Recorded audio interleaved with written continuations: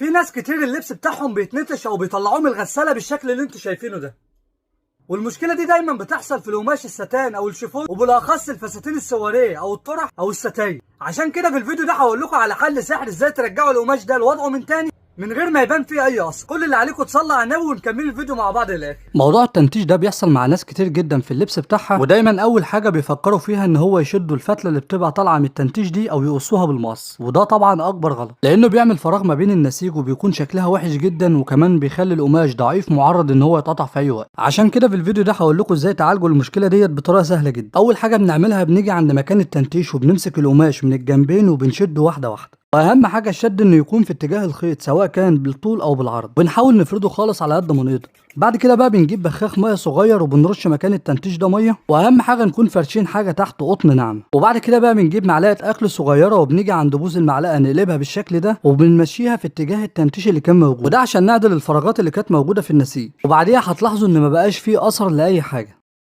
ما تنسانيش بدعوه حلوه وتعمل لايك وشير للفيديو ده عشان غيرك يستفاد وناخد ثواب سوا.